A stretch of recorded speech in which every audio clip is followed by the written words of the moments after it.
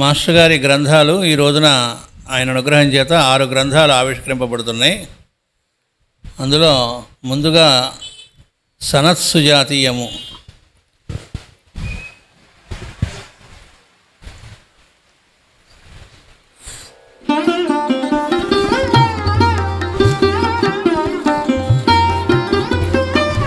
వాసుదేవ వాసుదేవ,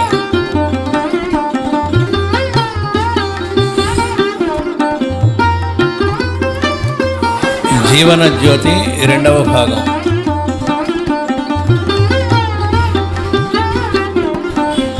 వాసుదేవ,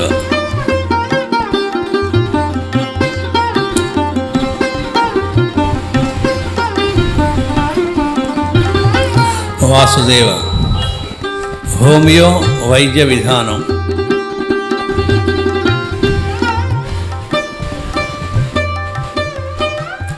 తర్వాత the science of homeopathy,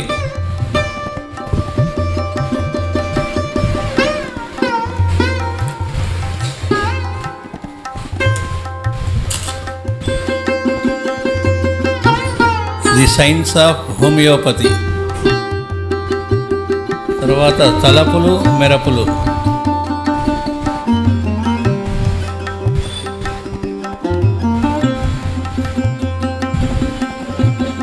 Vasudeva Vasudeva,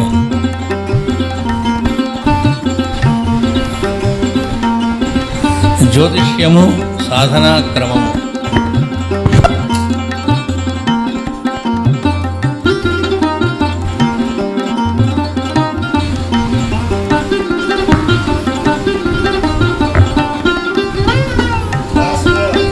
Vasudeva Vasudeva అని ఇప్పుడే చెప్పారు కదా. మళ్ళా అవి చదువుకుంటాం. గేట్స్ ఓపెన్ కావడానికి స్క్రిప్చర్స్ రోజు చదువుకోమన్నారు. మళ్ళా అవే చదువుకోవాలంటే మనం అది అయ్యేదాకా అవే చదువుకుంటూ ఉండాలి, అయ్యాక కూడా అదే చదువుకుంటూ ఉండాలి. ఎందుకంటే అందులో నుంచి జారిపడకుండా ఉండటానికి అనేది సెంట్రల్ ఐడియానే ఈ గ్రంథం కూడా, సనత్సుజాతీయం అనేది. ఎందుకంటే అసలు ఈ సనత్సుజాతీయం అనే దానిలో అసలు టాపిక్కే మా పిల్లలందరూ ఎక్కడ తెస్తారో అనే టెన్షన్ పడుతూ ఉంటాడు ధృతరాష్ట్రుడు. వాడికి నిద్ర పట్టట్లేదు. ఎన్ని చెప్పినా వాడికి ఏంటంటే విదురుడు వచ్చాడు, చాలా చెప్పి చూశాడు, కానీ వాడికి మనశ్శాంతి లేదు. ఆ టైంలో మా గురువుగారు ఉన్నారు, ఆయన మృత్యువు లేదని చెప్తూ ఉంటారు అని చెప్పేటప్పటికి వాడు ఆ పాయింట్ పట్టుకొని ఒకసారి నా దగ్గరికి వస్తారా అని అడుగుతారు. ఎక్కడికైనా వస్తారు వారు అని చెప్పి ఆయన నమస్కరించగానే పాపం ఆ గవాక్షంలోంచి వెలుగు రూపంలో వచ్చి అక్కడ ఆయన సాక్షాత్కరించేట సనత్సుజాతుల వారు. వచ్చిన సనత్సుజాతుల వారిని పెట్టి విదురుడు కూడా అక్కడి నుంచి వెళ్ళిపోయాట, వీళ్ళిద్దరే మిగిలారట. అప్పుడు ధృతరాష్ట్రుడు అడిగాట, ఏమండి మీరేదో మృత్యువు లేదని చెప్పారట, కానీ మేము పెద్దల నుంచి విన్నదేమో దేవతలు మృత్యువును జయించడానికని సముద్ర మథనం, దేవతలు రాక్షసులు తర్వాత మృత్యువును జయించడం, ఇలాంటి కథలు మేము విన్నాం. మీరేమో మృత్యువు అసలు లేదని చెబుతున్నారట, మరి మీది కరెక్టా వాళ్ళది కరెక్టా అని అడిగాట. అక్కడ మాస్టర్ గారు అంటారు, వాడు చూడండి ఎట్లాంటి వాడో, సాక్షాత్తు బ్రహ్మ మానసపుత్రుడు, అలాంటి ఆయన ఎదురుగుండా పెట్టుకొని వీడి లిటిగెంట్ బుర్రంతా ఆయన మీద వాడి ఆయన్ని కూడా అది మీది కరెక్ట్ అంటారా వాళ్ళది కరెక్ట్ అంటారా అనేటువంటి ప్రశ్న వేశాడు. వీడు పూర్తిగా కోర్టు పక్షి అన్నారు మాస్టర్ గారు. ఆ దస్తావేజులు వీటిల్లో ఉండేటువంటి బ్యాచి వీడే. ఈ కబుర్లే అక్కడ కోర్టు బయట కూర్చొని మాట్లాడుకుంటూ ఉంటారే, ఈ మాటలే అక్కడ మాట్లాడటం మొదలెట్టాడు. అయితే ఆయన అన్నట్ట, రెండూ కరెక్టే నాయన అన్నట్టు ఆయన అని ఇక్కడ మాస్టర్ గారు మనకు అర్థం కావడానికి ఇచ్చిన ఎగ్జాంపుల్. అంటే ఇది మామూలుగా ఈ సనత్సుజాతీయం అనేటువంటి గ్రంథం బయట దీని వ్యాఖ్యానాలు కొన్ని కనుక మనం పెద్దలు అనుకున్న వాళ్ళు చదివితే మనకి ఏమీ అర్థం కానట్టుగా ఉంటుంది. మళ్ళీ చదవక ముందు కంటే ఎందుకు చదివామనిపించుకునేట్టుగా రకరకాల కాంప్లికేటెడ్గా ఇంకా చేసి, ఇంకా ఆ ఉపనిషత్తుల్లో ఇలా ఇచ్చారని ఇంకేవో కోట్ చేసి అసలు కాస్త అర్థమవుతునుకున్న దాన్ని కూడా అర్థం కాకుండా చేస్తారు. మాస్టర్ గారు చెబుతారు, తెమిలే విషయాన్ని కూడా తెమలేని వాళ్ళే పండితులు అని. అట్లా ఉంటాయి.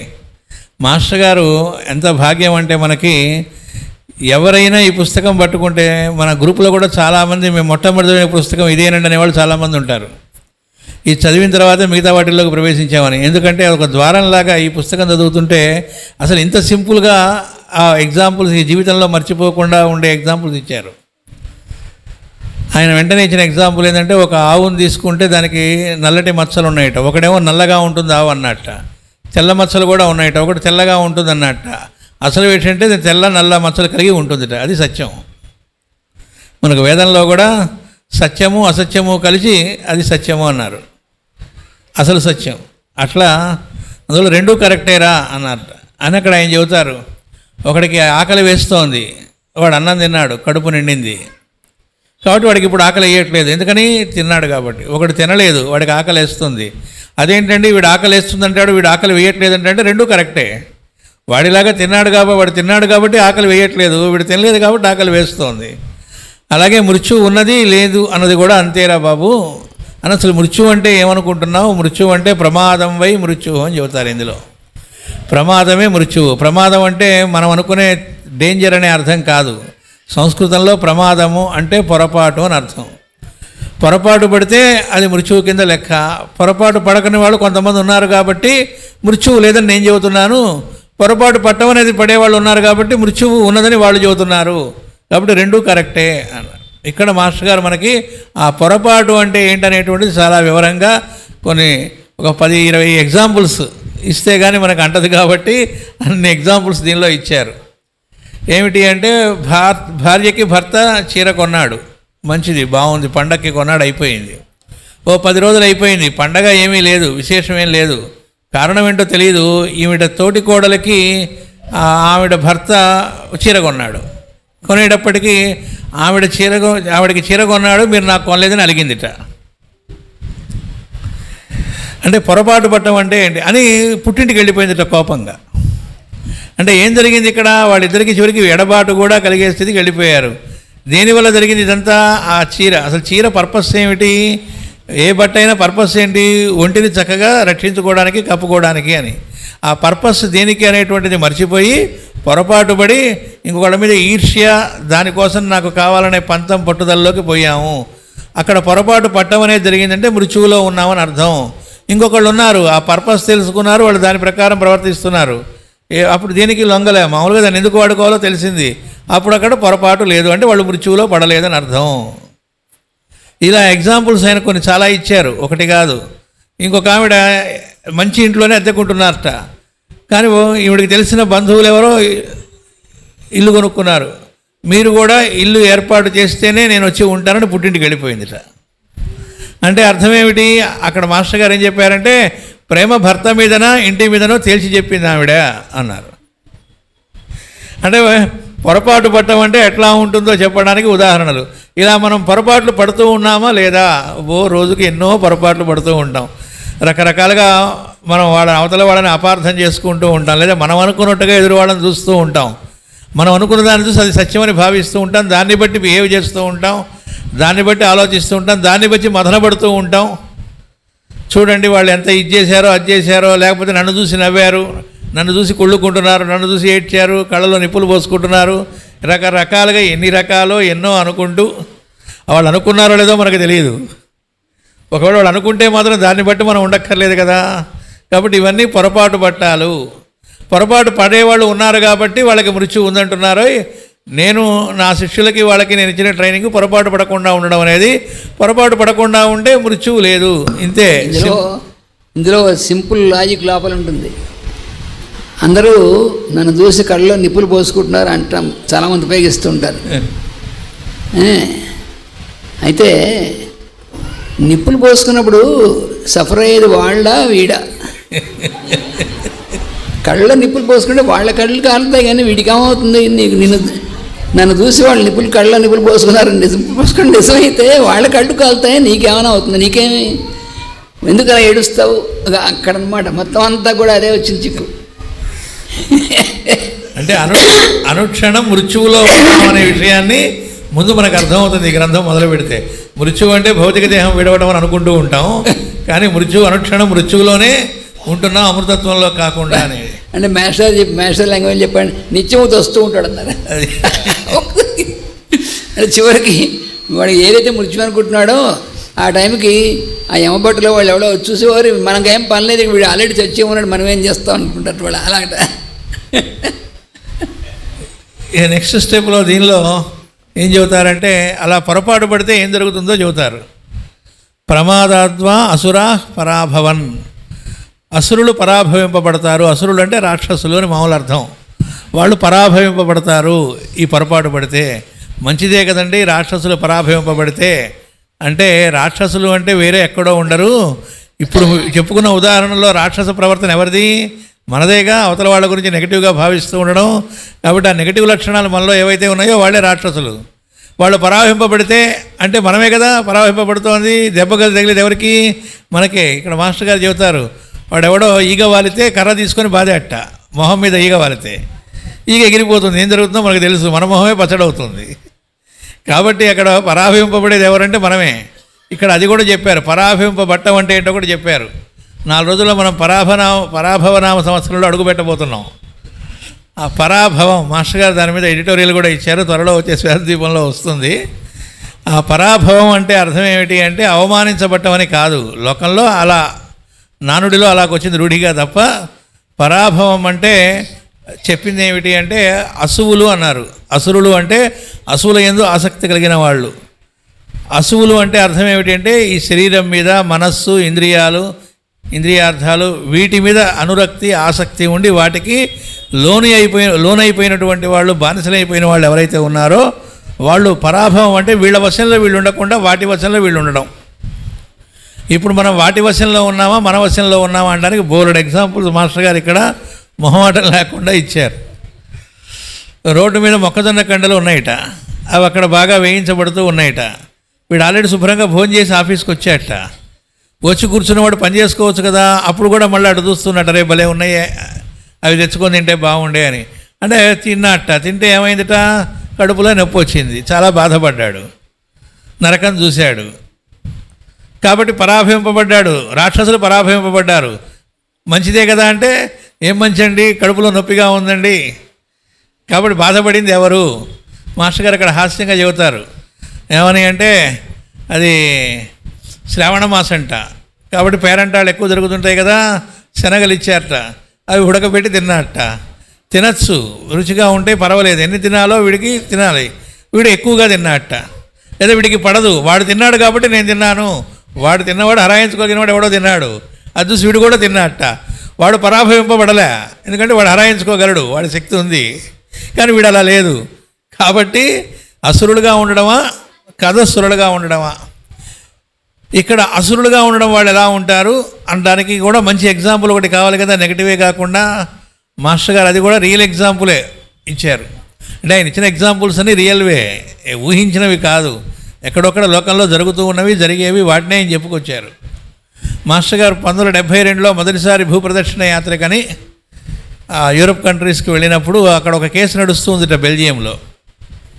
ప్రత్యేకంగా చెప్పుకుంటూ ఉన్నట్టు ఆ టైంలో లియాన్ అనే నగరంలో ఒక ఆవిడ ఎలక్ట్రిసిటీ డిపార్ట్మెంట్ మీద కేసు వేసింది. ఎందుకు కేసు వేసింది అంటే ఆవిడ లిఫ్ట్లో వెళుతూ ఉంటే ఒక 12 సెకండ్లో ఎంతో కరెంటు పోయిందిట. కరెంటు పోయింది కాబట్టి లిఫ్ట్ ఆగింది. ఎంతసేపు? 12 సెకండ్స్. మళ్ళీ కరెంట్ వచ్చింది.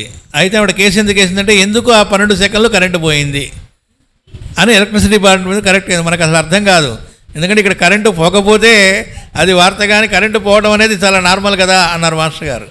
ఒకవేళ మనం కోర్టులో కేసు వేసినా జడ్జి గారే కోర్టేస్తాడు, ఎందుకంటే అక్కడ కూడా కరెంటు పోతుంది. ఇన్వర్టర్ల మీద నడుస్తున్నారు, అయితే జనరేటర్ మీద నడుస్తూ ఉంటుంది.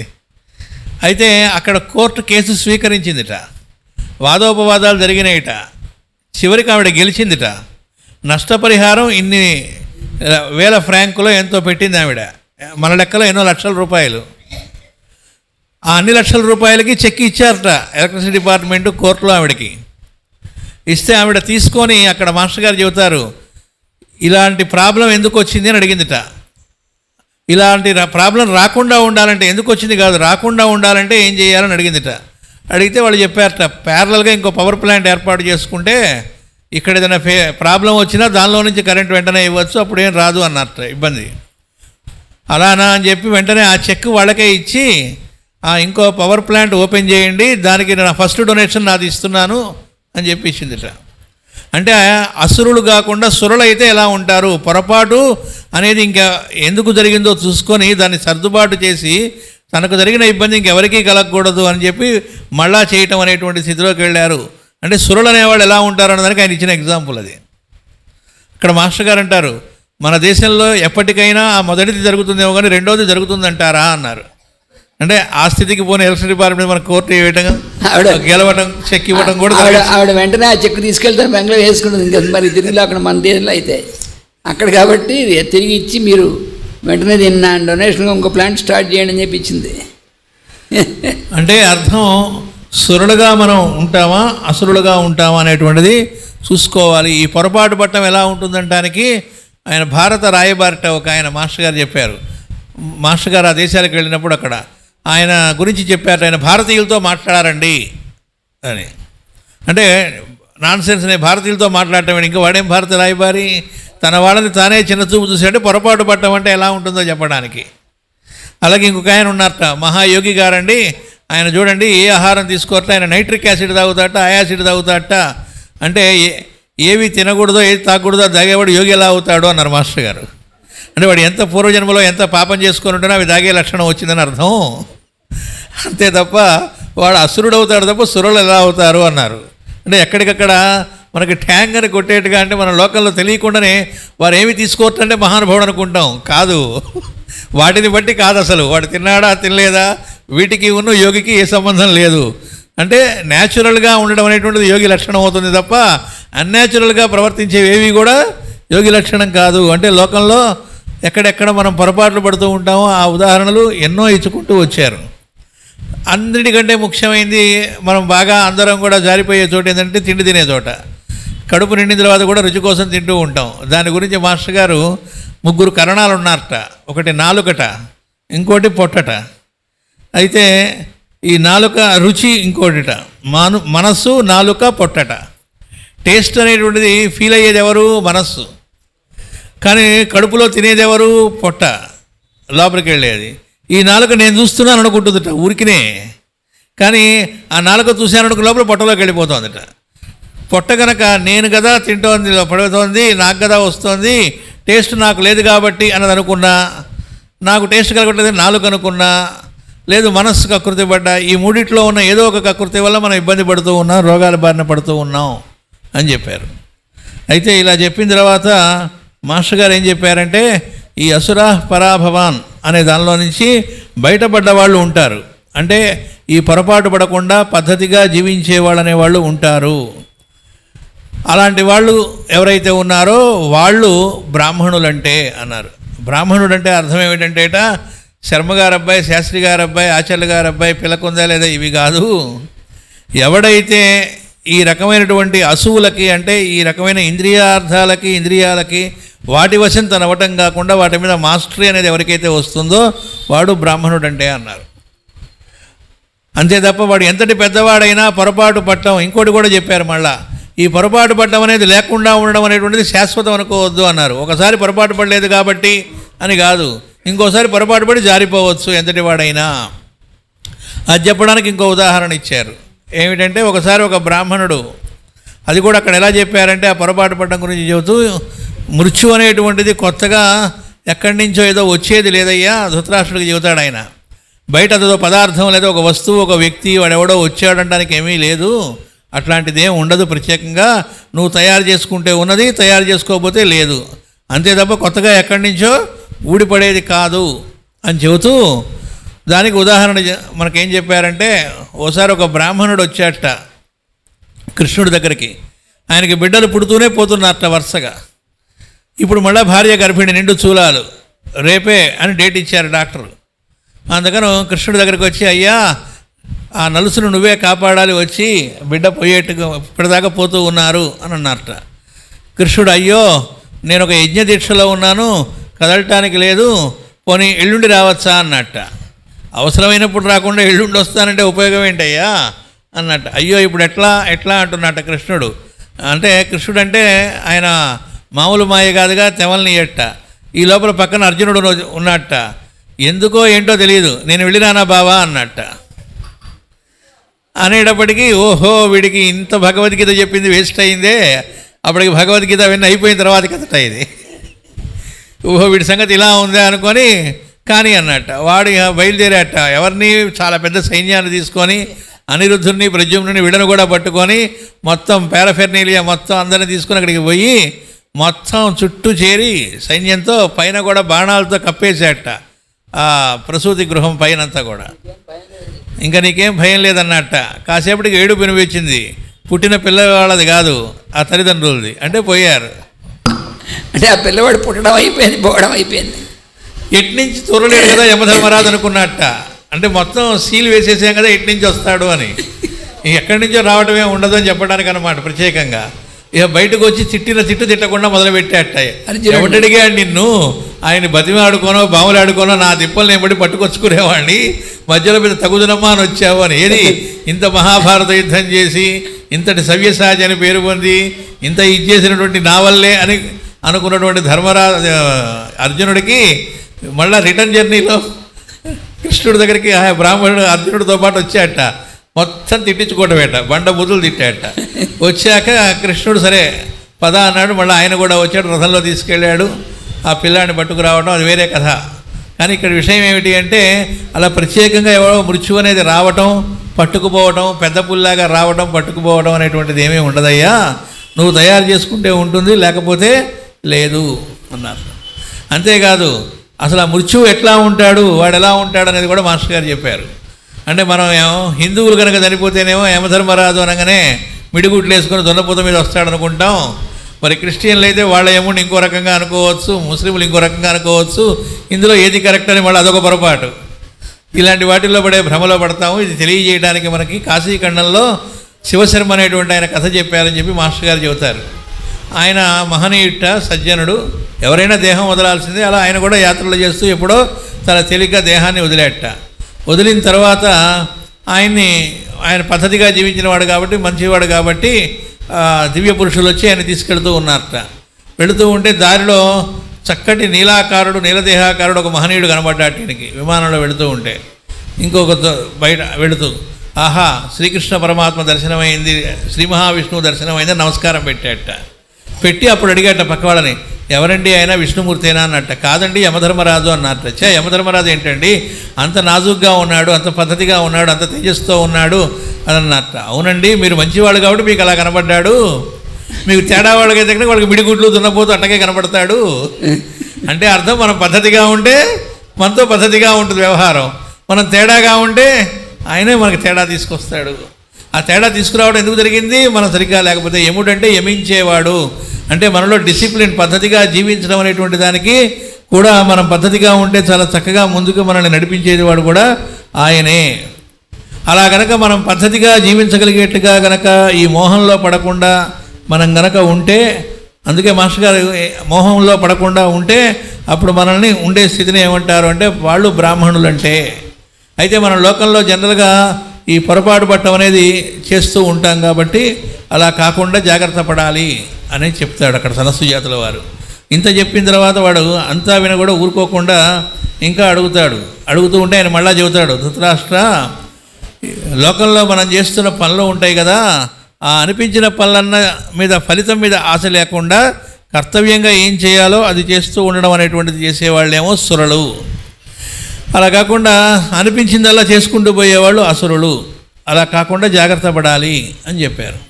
చెప్పిన తర్వాత ఈ ఫలితాలు ఆశించి చేసేవాడు ఎలా ఉంటుంది అని చెప్పేసి చెబుతూ అక్కడ లోకంలో ఉండేటువంటి పొరపాటు పడేవాళ్ళు ఎలా ఉంటారు అంటే సత్కర్మ ఏది మంచి పని, ఏది చెడ్డ పని అనేది కూడా మళ్ళీ డౌట్ వస్తుంది కదా. అక్కడ మాస్టర్ గారు ఎగ్జాంపుల్ ఇచ్చారు. ఒకడు అవతల వాడి ఆస్తిని వీడి ఆస్తిగా సృష్టించి దొంగ దస్తావేజులు ఆస్తి కొట్టేసి వీడే కోర్టులో కేసు పెట్టేశాట అవతల వాడి మీద. తప్పు వీడిది నిజానికి. పెట్టి అది మాస్టర్ గారికి చెప్పాట, చూసుకో నేను హనుమద్ ఉపాసన చేస్తున్నాను ఆంజనేయ మంత్రంతో దెబ్బకు గెలుస్తా కోర్టులో అని చెప్పాట. ఏమంటావు అన్నట్ట. అనేదేముంది అన్నట్ట మాస్టర్ గారు. అంటే వాడి ఉద్దేశం ఏమిటంటే చచ్చినట్టు మనం పూజ చేస్తే ఆంజనేయ స్వామి పడుండి మనం అనుకున్నట్టు చేయాల్సింది, ఎందుకంటే మనం పద్ధతిగా చేస్తున్నాం కదా పూజా విధానం అంతా అని. వాడు కోర్టులో గెలిచాట ఈ మోసం కేసులో. అక్కడ మాస్టర్ గారు అంటారు, ఆంజనేయ స్వామి చూడండి ఏం చేశాడో తమాషా, వీడు కోర్టులో గెలిస్తే అవతల వాడు ఊరుకుంటాడా? అవతల వాడిది స్థలం నిజానికి. వాడు పైకోర్టు హైకోర్టు దాకా కేసు వెళ్ళింది. ఈ లోపల కొన్ని కోర్టులకు నడిచి అక్కడికి వెళ్ళింది. హైకోర్టులో వాడు గెలిచాట. గెలిచి ఇన్నాళ్ళైన కోర్టు ఖర్చులు ప్లస్ ఈ చేసిన మోసము మిగతా కోర్టులని అన్నీ కలిపి వడ్డీతో సహా చాలా అమౌంట్ వాడిని కట్టమన్నారట. అంటే ఆంజనేయ స్వామి ఏం చేశాట, ముందు లేపేట తొక్కతో పైకి మ్యాక్సిమం, అక్కడి నుంచి కొట్టాట, అప్పుడేగా దెబ్బ తగిలేదన్నారు. ఇలాగే కొడితే ఏం దెబ్బ తగులుతుంది, వాడికి బాగా అంటేట్టు కొట్టాలి కదా అన్నారు. కాబట్టి ఏంటంటే ఈ పొరపాటు పడితే యముడు ఎలా ఉంటుందని చెప్పడానికి ఉదాహరణ అన్నమాట. ఇది తెలియక మనం ఏమనుకుంటూ ఉంటాంట, సినిమాల్లో చూసి ఇదేంటి శివలింగాన్ని గట్టిగా కావలించుకొని ఆ సినిమాలో చూస్తారట, ఆ 16 ఏళ్ల వయసులో మృత్యువు టైం వచ్చింది, కానీ ఆయన ఎలా కౌగలించుకొని పడుకునేటప్పటికి గట్టిగా ఉండేటప్పటికి యమధర్మరాజు కూడా ఫైటింగ్ చేసుకున్నారు, శివుడు ఉన్న యమధర్మరాజు. కాబట్టి అతను రక్షింపబడ్డాడు. అడ్డం పెట్టాడు, ఆ త్రిశూలం యమదండానికి అలా వచ్చి అడ్డుపడింది సినిమాల్లో చూసి. కాబట్టి మనం మృత్యుంజయ జపం మృత్యుంజయ మంత్రం ఇవి చేసుకుంటూ ఉంటే అనుకుంటూ ఉంటారట. అప్పుడు ఇదంతా ఆయన చెబుతాడట, యమధర్మరాజు శివుడితో అంటుంటాడు, చూడండి మీరు నిజంగానే నన్ను కొట్టినట్టు మనం కొట్టుకున్నట్టు వీళ్ళు సినిమాల్లో అనుకుంటున్నారు, ఈ నవ్వుకుంటున్న వాడి టైం వచ్చినప్పుడు అప్పుడు చెబుతా వాడి సంగతి అనుకుంటాడు. అంటే ఇవేవి ఎట్టి పరిస్థితుల్లో ఆగేది ఉండదు, ఎవడు ఏమీ మొహమాట పడేది ఉండదు అని ఇక్కడ ఎలా మృత్యువుకు లోనమవుతామో చెప్పడానికి ఇంకా కొన్ని ఉదాహరణలు చెప్పారు. ఒకటి మోహం, ఇంకోటి ఇంకో రకంగా క్రోధం, రకరకాల రూపాల్లో వశం అవుతాయంట. ఉదాహరణకి మాస్టర్ గారు ఏం చెప్పారంటే, అవతల వాడి మీద ఒళ్ళు మండుతుందట, మండి నీ అంతు చూస్తా అంటట. అంటే ఓహో వీడు అంతు చూడాలి కావాలని వాడు చూస్తాట. అంటే ఆఫీసరు గుమాస్తా మీద లేచాట కోపంగా, జాగ్రత్త అది ఇది అని, చీరేస్తా అని, ఓహో వీడిని చీరాలి కావాలనుకున్నట్ట వాడు.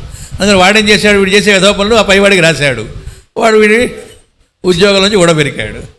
కాబట్టి ఈ మోహాలు ఎలా ఉంటాయో చెప్పడానికి మాస్టర్ గారు మోహము క్రోధము చెబుతూ మోహాన్ని గురించి ఒకటి చెప్పారు. చీట్ల పేక ఆడటం మొదలెట్టారట, ఆఫీసులో కూర్చొని ఆఫీస్ టైంలో పని చేయకుండా స్టాఫ్ బ్రహ్మాండంగా ఆడుకుంటున్నారట. వాడు గమనించలే, మేనేజర్ వచ్చాట, వాడు లోపలికి రాకుండా కిటికీలోంచి చూస్తున్నట్ట, ఎందుకంటే వాడికి ఆటలంటే ఇష్టమేట. లోపలికి వస్తే వీళ్ళు నన్ను చూసి భయపడి ఆట ఆపుతారేమని బయట నుంచి చూస్తున్నట్ట. చూసి మధ్యలో వెయ్యి ఆ ముక్క అంటున్నట్ట కొట్టు అని మధ్యలో. అప్పుడు చూసేట, ఏం భయపడవాకండి అన్నట్ట. మరో రోజుకి ఆఫీసర్ గారు వచ్చేటప్పటికి నైస్ పెట్టుకొచ్చారట, పౌడర్ బాగా అది ఇలా పెడితే అలా వచ్చేట్టుగా ముక్కలు అలా పెట్టి రాత్రి పగలు ఆడుతున్నారట ఆఫీస్లో. మేనేజర్ కూడా కుమ్మక్కయ్యాట అందరు కలిసి. ఇంతలోకి తారీఖు వచ్చింది, జీతం రాలేదట. ఇదేమిటంటే అని హెడ్ ఆఫీస్కి లెటర్ రాశారట, మీరు పంపించలేదు కదా మాకు లిస్టు అంటే. ఆ టైం కూడా వీళ్ళు పేకాడుకున్నారట. అప్పుడు హడావుడిగా జీతం కావాలిగా, మళ్ళీ ఏవో లెక్కలన్నీ తెలిసి పంపించారట. పంపిస్తే 1000 రూపాయలు రావాల్సిన వాడికి 10,000, 10,000 రావాల్సిన వాడికి 1000 ఇలా వచ్చినాయిట. అదేమిటంటే వీళ్ళు ఆట మీద నందితో తప్పు లెక్కలు రాశారట. అంటే మనం చేసుకున్న దాన్ని బట్టి ఉంటుంది, ఎట్లా మోహంలోకి వెళతాం, వ్యామోహంలో పడతాం అని చెప్పడానికి ఈ ఉదాహరణలు చెప్పి, ఇది లేకుండా ఉండేటువంటి వాళ్ళు తే బ్రాహ్మణాహ, వాళ్ళు మృత్యువును జయించినటువంటి వాళ్ళు. ఇలా అలాంటి స్థితిలోకి వెళ్ళాలి. అలా లేకుండా ఉండేటువంటి వాళ్ళ ఎగ్జాంపుల్స్ ఇంకొక ఉదాహరణ చెప్పుకొని తర్వాత దానిలోకి వెళదాం. ఆ తర్వాత ఇంకో గ్రంథంలో కూడా వెళ్ళాలి. కాబట్టి అక్కడ ఆయన ఏం చెప్పారంటే మాస్టర్ గారు ఇంకో ఎగ్జాంపుల్, రియల్ ఎగ్జాంపులే. ఒకడు ఏం చేశాట, ఒకటి దగ్గర డబ్బు అప్పు తీసుకొచ్చి ఒక స్థలం కొన్నట్ట. గుంటూరులో జరిగిన సంఘటనే చెప్పారు. స్థలం కొన్నాడు, కొని ఏం చేశాడు, దాన్ని తాకట్టు పెట్టాడు. ఎవరి దగ్గర అప్పు తెచ్చువాడో వాడికే తాకట్టు పెట్టాడట. ఆ తర్వాత ఏం చేశాడు, ఈ స్థలంలో ఇల్లు కడదాం అనుకొని ఓ షావుకారుని అడిగి డబ్బు తెచ్చాడట. ఆ షావుకారు గారికి తాకట్టు పెట్టాలి కదా, ఇదే స్థలాన్ని తాకట్టు పెట్టాడట. తెచ్చి ఇల్లు కట్టాడు. ఆ ఇంట్లో సుఖంగా వాడు ఉండడమే కాకుండా మాస్టర్ గారి కుటుంబానికి అద్దెకిచ్చాడట. అందులో ఈకే గారి కుటుంబం 8 ఏళ్ల పాటు సుఖంగా ఉన్నాం మేమని చెప్పారు.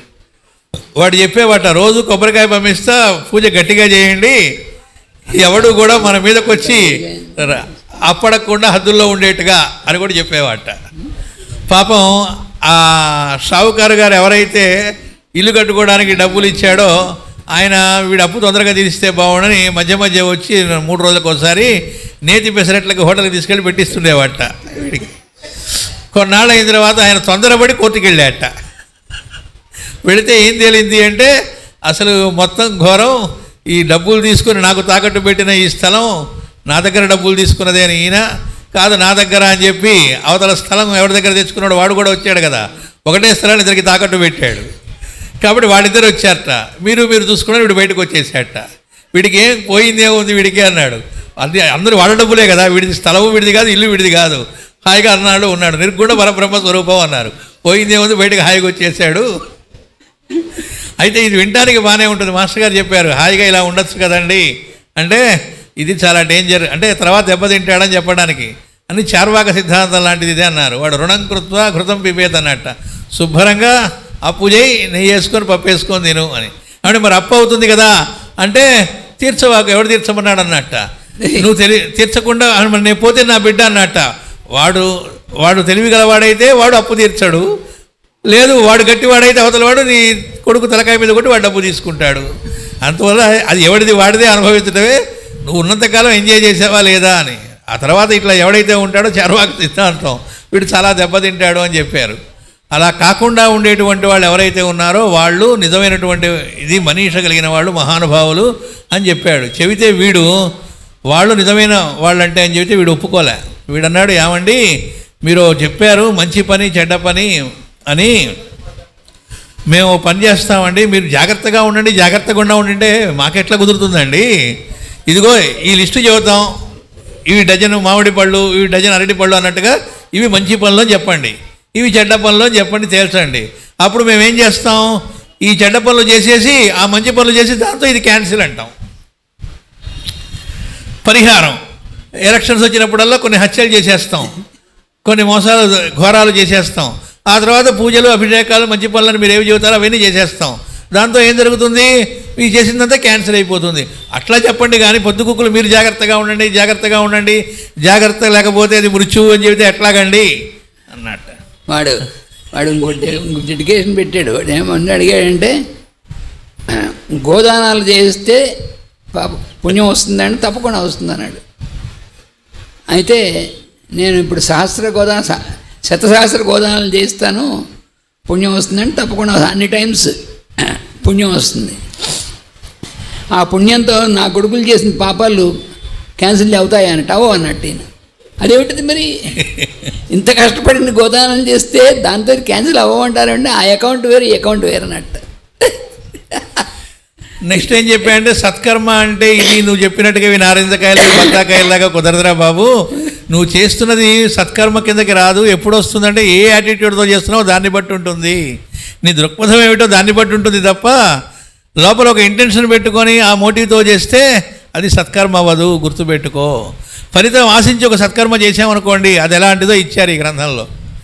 కుక్క తను వాంతి చేసుకొని మళ్ళీ అదే పదార్థాన్ని తింటం లాంటిది అని ఇచ్చారు. ఇచ్చి అక్కడ మాస్టర్ గారు చెబుతారు, ఇది నేను కాదు చెబుతోంది, కృష్ణమాచార్యులు చెప్పట్లేదు, వేదవ్యాసుల వారు భారతంలో ఇచ్చారు కాబట్టి మనం ఇక్కడ చెప్పుకుంటున్నాం. నా సొంతంగా నాలాంటి వాడు చేసి ఎవడ పగల కొడతారు, ఇప్పుడు మనకు గతి లేదు, చెప్పింది వ్యాసుల వారు కాబట్టి మూసుకొని వింటవే, సత్యం అది కాబట్టి అన్నారు. అంటే అప్పుడు వాడేమన్నాడంటే, వాడు అంతటితో వదల్లా, ఇన్ని చెప్పిన తర్వాత కూడా వాడేమన్నాడంటే, ఏమండి ఒక విషయం క్లారిటీ ఇవ్వండి నాకు, ఇప్పుడు లోకంలో ఉన్నమాట చెబుతున్నాను, రాజ్యం వాళ్ళదే, మేము టోపీ పెట్టాం, ఇదిగో మా దగ్గర ఉంది, ఇప్పుడు అన్ని విధవ మోసాలు చేసాము కానీ మేము ఎంజాయ్ చేస్తున్నాం కదా, హ్యాపీగా ఉంది మేమే కదా, రాజ్యంలో ఉంది మేమే కదా, వాళ్ళు అడవుల పాలయ్యారు కదా, నాన్న అడుక్కు తింటున్నారు కదా, కాబట్టి ధర్మం చేతిలో అధర్మమే గెలిచింది, ధర్మం ఓడిపోయింది అని నేను అంటాను. ఇప్పుడు మీరేమంటారు అన్నట్టు. నేననేది ఏముందిరా, ఓసారి అద్దంలో ఫేస్ చూసుకో అన్నట్ట. అసలు నన్ను ఎందుకు పిలిచావు, నిద్ర పట్టక పిలిచావు. ధర్మరాజు హాయిగా నిద్రపోతున్నాడు అడవిలో ఉన్నా సరే, కానీ నువ్వు మహల్లో ఉన్నావు, రాజ్యం నీ చేతిలోనే ఉంది, కానీ ఇప్పుడు నువ్వు నిద్రపోతున్నావు, లేదా నిద్ర పట్టకేగా నన్ను పిలిచావు.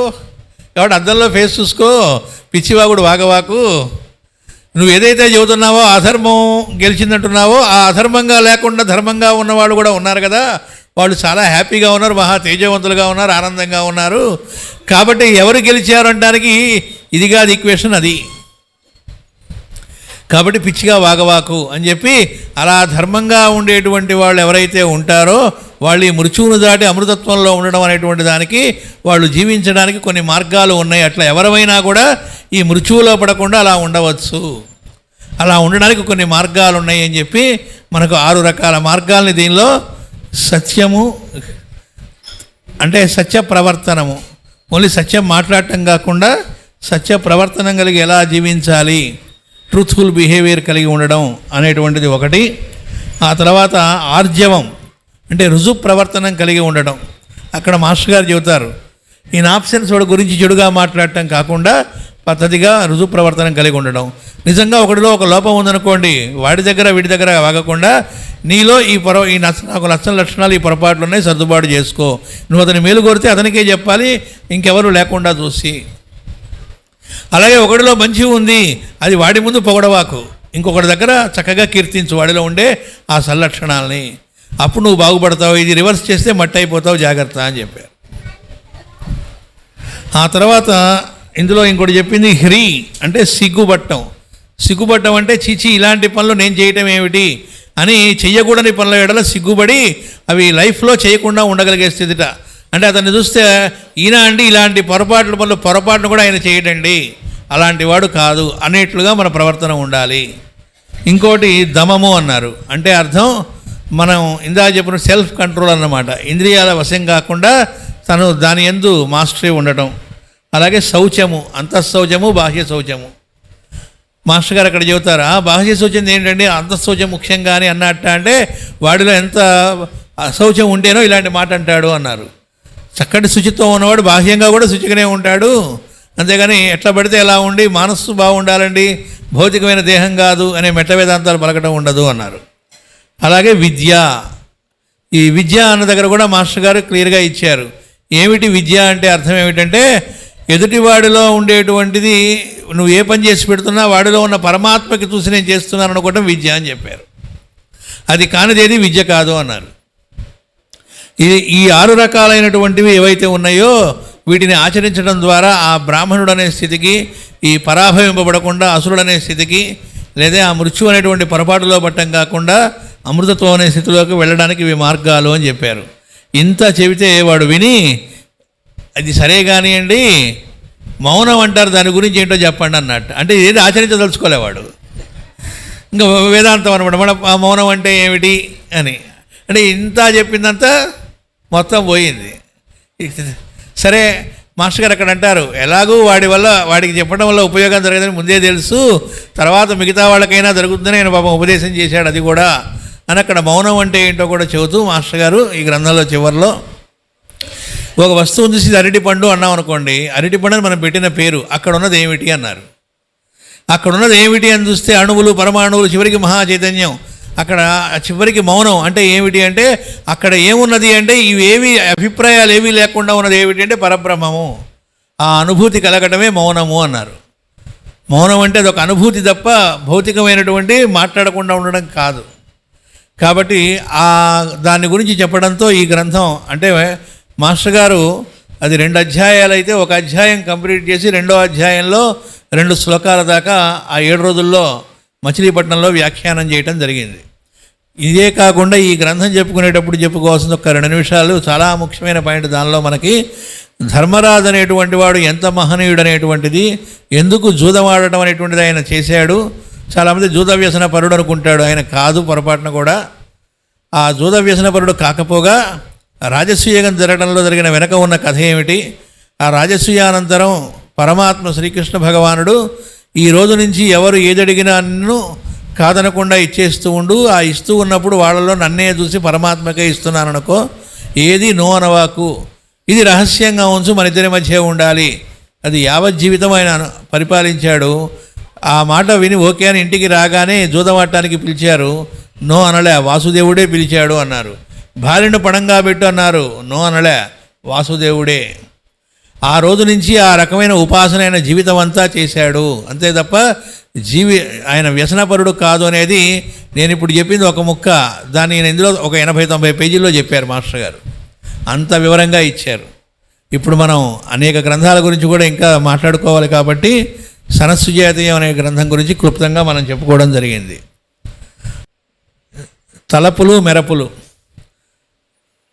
మనకి మోపిదేవి కృష్ణస్వామి గారు ఆయనకి మెరపులాగా మాస్టర్ గారి వాక్యాలు కొన్ని యాజ్ ఇట్ ఈజ్గా గుర్తుకు రావటం, మళ్ళా తట్టడం, వాటిని గ్రంథస్థం చేశారట. అయితే కొద్దిగే వచ్చినాయిట 91లో, మళ్ళీ ఒక 2-3 ఏళ్ల తర్వాత మళ్ళీ కొన్ని మెరిసినాయి.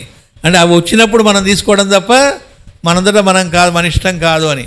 ఆయన వాటిని యథాతథంగా వాల్మీకి ఎలా అయితే రామాయణంలో తాను ఎక్కడా కనబడకుండా యథాతథంగా అక్కడ రామాయణంలో ఆ పాత్రల యొక్క ఇది ఇస్తాడో, అలా మాస్టర్ గారి వాక్కులను యథాతథంగా ఈ గ్రంథంలో ఆయన మళ్ళా మన అనుగ్రహం కొద్దీ మాస్టర్ గారు మనకు ఆయన ద్వారా ప్రసాదించారు.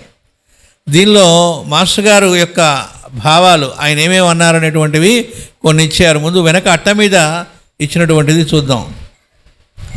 నాకు తెలుసు, ఈకే గారు అంటున్న మాటలు ఇవి. ఏళ్ల తరబడి ఇక్కడ నాతో కలిసి తిరుగుతున్న ఇన్ని వేల మందిలో నా నుండి వెలువడుతున్న రచనలు చదివి ఆనందిస్తున్నవారు కొద్దిమందేనని. ఇక్కడ అంటే ఆయన విశాఖపట్నంలో ఉన్నారు కాబట్టి ఆ విశాఖపట్నంలో సంగతి అని అర్థం. ఇక్కడి వారిలో ఎక్కువ మంది నన్ను శరీరధారిగా చూడడానికే అలవాటు పడ్డారు. వారికి నా శరీరంతో ఉన్న సాన్నిహిత్యం నా సాహిత్యంతో లేదని నాకు తెలుసు. కాబట్టే చాలామంది అక్కడ పెద్ద పెద్ద వాళ్ళు పక్కన తిరిగారనుకున్న వాళ్ళు ఆ రోజు నుంచి ఈ రోజు దాకా జీవించిన వాళ్ళలో కూడా బాగా పొరపాటు పడుతూ ఉంటారు. ఆయన ఈకే గారు విశాఖపట్నం వచ్చాక ఎలివేట్ అయ్యారు, గుంటూరులో ఉన్నప్పుడు కాదు. ఆ తర్వాత ఆయనకు బాగా ఎలివేట్ అయ్యాడు పరమ గురువుల ద్వారా అని అనుకుంటూ ఉంటారు. ఉదయం మాస్టర్ గారు చెప్పారు కదా, ఈ భూమికి తపస్సు చేస్తే దిగి వచ్చినటువంటి ఒక వెలుగు కదా, వెలుగే దిగి వచ్చింది. ఆయన 6వ ఏటనే పార్థసారథి స్వామి టెంపుల్లో చెన్నైలో సమాధి స్థితి కలిగింది ఆయనకి. వాళ్ళు దిగి వచ్చిన వాళ్ళు తప్ప ఎక్కి వచ్చిన వాళ్ళు కాదు, ఎక్కిరాల వారు. కాబట్టి ఎక్కి రాలేదని చెప్పారు వీరయ్య గారు మనకి. కాబట్టి ఆ పొరపాటు పట్టడం ఎందుకు జరిగిందంటే ఆయన కూడా మనలాంటి ఒక దేహం అనుకోవటం వల్ల జరిగింది. కాబట్టి ఆయన సిగరెట్ తాగుతూ ఉంటే అందులో నుంచే ముట్టించుకొని సిగరెట్ తాగిన వాళ్ళు కూడా ఉన్నారు. కాబట్టి ఆ భ్రమంలో పడ్డవాళ్ళు ఉన్నారు.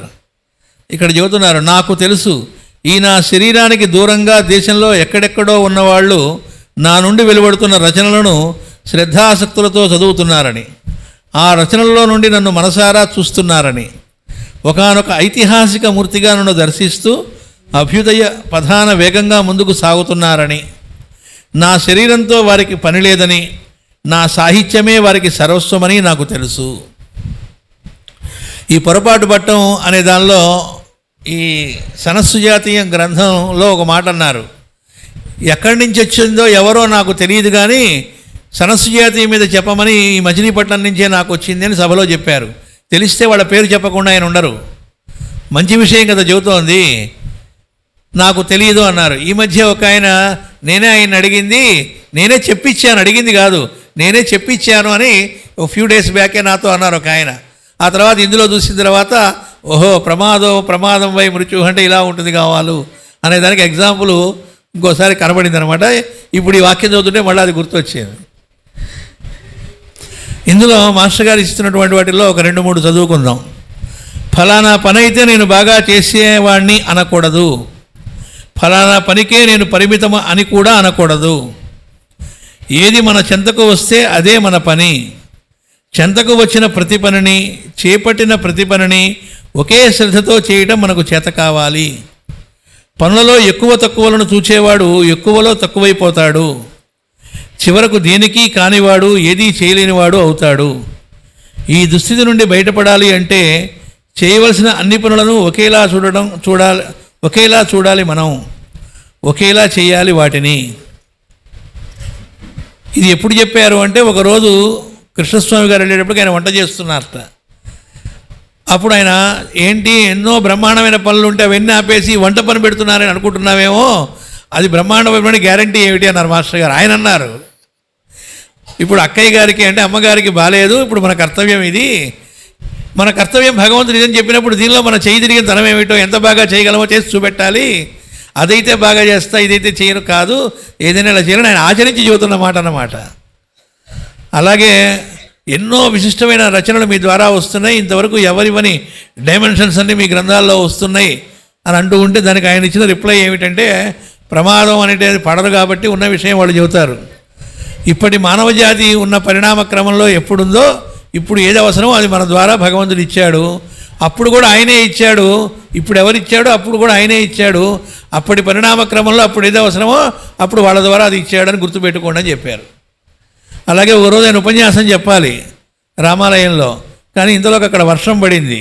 దాంతో ఆ రోజు ఉపన్యాసం లేదు. అందరూ అయ్యో అనుకుంటూ ఉంటే మాస్టర్ గారు అన్నది ఏంటంటే, చూసారా మనం రోజు ఒక దానికి అలవాటు పడ్డాం కాబట్టి అది బాగుందనిపించింది, అది వాళ్ళు లేకపోతే అయ్యో అనిపిస్తూ ఉంది. మరి ఋతువులు కూడా రెగ్యులర్గా జరుగుతూ ఉంటాయిగా, వాటికి అలవాటు ఉందిగా. ఇప్పుడు వర్ష ఋతువు కాబట్టి దానికి మంచిది ఏమిటి వర్షం. అని ఇంకో మాట చెప్పారు. మనం ఉపన్యాసం లేకపోతే మునిగింది ఏమిటి అని అడిగారు. కానీ వర్షం లేకపోతే చాలా మునుగుతాం, వర్షాలు కావాలి లోకానికి. కాబట్టి అది మనం గుర్తుపెట్టుకోవాలంటూ బాగుందా ఈ ప్రవచనం, ఇవాటికి ఇదే ప్రవచనం అన్నట్ట. అంటే ప్రతి దానిలో నుంచి వాళ్ళు ఎలా దర్శిస్తారు, ఎలా చూస్తారు. ఇందులో ఏం చేశారంటే మాస్టర్ గారు తన గ్రంథాలను గురించి తనే కొన్ని ఎట్లా వచ్చినాయి ఆ గ్రంథాలు తన ద్వారా, దానిలో ఉన్న ఇదేమిటి, మానవాళికి ఎంత మంచి విషయాలు ఆ గ్రంథాల ద్వారా అందినాయి అనేవి, కొంతమంది పెద్దవాళ్ళ గ్రంథాల గురించి, ఆ గ్రంథాల నుంచి ఎలా వచ్చినాయి అనేది, ఇవన్నీ కూడా మాస్టర్ గారు దీనిలో తెలియజేశారు ఈ గ్రంథంలో. తర్వాత ఈ గ్రంథంలోనే మాస్టర్ గారు మనం ఎట్లా జీవించాలనేటువంటివి అడుగడుగున ఉదాహరణలు ఇస్తూ, ఓసారి మాస్టర్ గారు ఫారిన్ కంట్రీస్కి వెళ్ళినప్పుడు అక్కడ ఒక ఆయన అడిగారట, ఏమండి మీరు ఆ దేశం నుంచి ఇంత దూరం దేనికోసం వచ్చారు అని అడిగారట. నిన్ను చూడటం కోసమే అన్నారట. అందరు అప్పుడు నవ్వేట. నవ్వితే అప్పుడు మాస్టర్ గారు అన్నారట, ఇలా నవ్వించడానికే వచ్చాను, నవ్వుతూ జీవించడం ఎలాగో నేర్పడానికే వచ్చాను. అంటే చిన్న జోక్లాగా అనిపిస్తుంది, మళ్ళీ దానిలో నుంచి ఆయన సందేశం ఎలా ఇచ్చారో చూడండి. అలాగే ఓసారి వాళ్ళ తమ్ముడికి అనారోగ్యం వచ్చిందిట, అతనికి హోమియో మందు మీద నమ్మకం లేదట. అప్పుడు అల్లోపతి వైద్యానికి తీసుకెళ్ళారట ఆయనే. ఆ హాస్పిటల్కి వెళ్ళి అక్కడ ఉన్న పరిస్థితులు చూసిన తర్వాత ఆయన కనిపించిందిట, ఎంత మేలు హోమియో వల్ల జరుగుతూ ఉందో అర్థమైందిట. అయితే ఆ దర్శనం అక్కడ ఎందుకు భగవంతుడు కలగజేశాడు నాకు అంటే, ఇంకా ఎంత వర్క్ చేయాల్సి ఉందో నాకు అర్థం కావడానికి, ఇంకా ఎంత బాగా మనం అంకితమై ఆ సర్వీస్ని ఇంకా విస్తృతంగా వ్యాప్తి చేయాలో మనకు అర్థం కావడానికి ఈ సన్నివేశం భగవంతుడు నాకు కల్పించాడని నాకు అర్థమైంది అన్నారు ఆయన. అంటే ప్రతి దాన్ని మనం ఎలా దర్శించాలి అనేటువంటి దాన్ని చెబుతూ మాస్టర్ గారి గ్రంథాల్లో కళ్యాణ సంస్కృతి, ఉపనయనం అనే గ్రంథాల గురించి చెబుతూ దానిలో వాటి అర్థాలు, వాటి పర్పస్ అవన్నీ వివరించారు. ఉపనయనం కానీ వివాహం కానీ అవి తూతూ మంత్రం కాదు. వివాహం అనేటువంటిది ఇప్పట్లాంటి అదే ప్రీ వెడ్డింగ్, ఆ వెడ్డింగ్, ఈ వెడ్డింగ్ అంటూ నానా ఏదో రఫదతో చేసేటువంటిది కాదు, అదొక క్రతువు. ఉపనయనం కూడా ఏదో పెళ్లికి ముందు చేయటమో, లేకపోతే చిన్నపిల్లాడికి ముచ్చటగా బంధువులు పిలుచుకొని కాసేపు హడావుడిగా ఏదో చేసుకోవడం కాదు. అది వాళ్ళ బట్టలు వీడు పెట్టడం, వీడికి వాళ్ళ బట్టలు పెట్టడం, ఇవి కాదు టార్గెట్. అక్కడ అవి చేస్తే చేసుకోవచ్చు, కానీ అసలు ముఖ్యమైనది అక్కడ ఏమిటి, ఆ పిల్లవాడికి అది చేయడం ద్వారా అతను ఎలా ఎలివేట్ అవుతాడో ఆ వయసులో చేయడం ద్వారా అతని యొక్క కాన్షియస్నెస్ అనేటువంటిది ఎవల్యూషన్లో ఇంకా పైకి ఎదగడానికి బ్రహ్మాండంగా ఉపదేశం ఆ రైట్ టైం ఎలా అవుతుంది అవన్నీ ఆయన వివరించారు ఆ గ్రంథాల్లో. అక్కడ మాస్టర్ గారు చెబుతున్నారు, ఎందుకు అవి ఇచ్చానంటే తెలిసి ఆచరిస్తే అవి క్రతువులు అవుతాయి, యథాలాపంగా ఆచరిస్తే అవి తంతువులుగా మిగిలిపోతాయి అని చెప్పారు. అందుకని ఆ తంతు కాస్త కానివ్వండి అంటుంటారు, అది తంతు కాదు, జాగ్రత్తగా అర్థం చేసుకోవాలి అని చెబుతూ మాస్టర్ గారు చెప్పారు. ఇట్లా ఈ గ్రంథాన్ని గురించి ఇది.